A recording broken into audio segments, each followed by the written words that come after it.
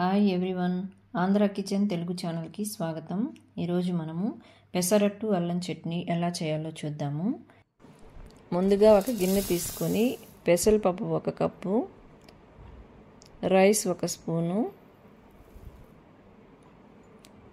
1/2 spoon శనగపప్పు తీసుకొని శుభ్రంగా కడిగి 8 గంటల సేపు నానబెట్టి పెట్టుకోవాలి. ఇలా రాత్రంతా నానబెట్టుకున్న పెసలు ఒక మిక్సీ జార్లో వేసుకొని అందులో 1 ముక్క ఆనియను, ఒక 4 ముక్కలు జింజరు, ఒక గ్రీన్ చిల్లీ వేసి మెత్తగా దోసపిండిలాగా మిక్సీ వేసుకోవాలి.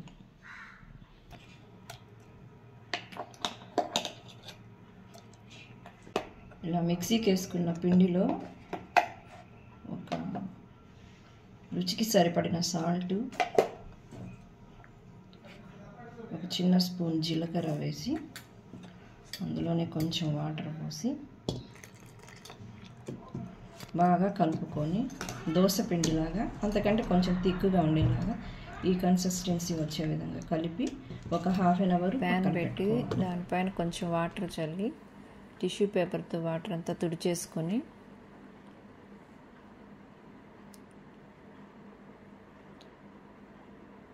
పెసరట్టు వేసుకొని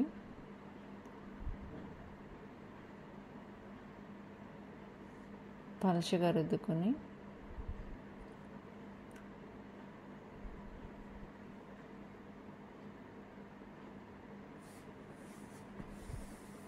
దాని చుట్టూ కొంచెం ఆయిల్ వేసుకొని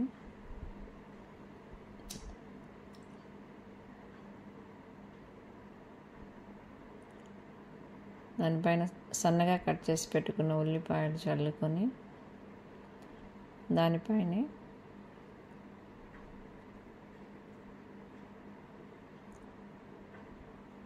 ఒక 1/2 స్పూను నెయ్యి కూడా వేసి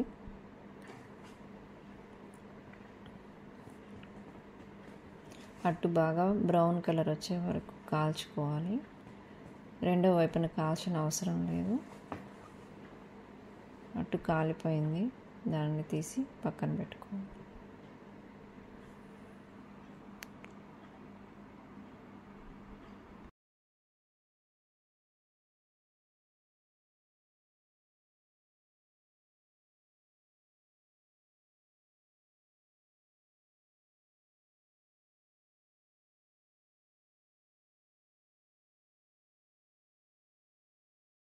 అల్లం చట్నీ ప్రిపేర్ చేసుకుందాము. ముందుగా స్టవ్ ఆన్ చేసి ప్యాన్ పెట్టి 1 స్పూన్ ఆయిల్ వేసుకొని అందులో 1 స్పూన్ ధనియాలు, 1 స్పూన్ జీలకర్ర, ఎండుమిరపకాయలు 4, మినప్పప్పు శనగపప్పు ఒక 1/2 స్పూను, అందులోనే ఒక 5-6 అల్లం ముక్కలు, వెల్లుల్లి రెమ్మలు వేసి బాగా కలుపుకోవాలి. ఒక టమోటో కట్ చేసి అందులో వేసుకొని అన్నీ బాగా వేయించుకోవాలి. అందులోనే కొద్దిగా చింతపండు, ఒక 1/2 స్పూన్ సాల్ట్, కొద్దిగా కొత్తిమీర వేసి బాగా టమోటాలు బాగా మగ్గే వరకు మూత పెట్టి ఉడికించుకుంటాం. టమోటాలు బాగా మగ్గిపోయినాయి. అందులో కొంచెం ఉల్లిపాయ ముక్కలు కూడా వేసి బాగా వేయించుకోవాలి.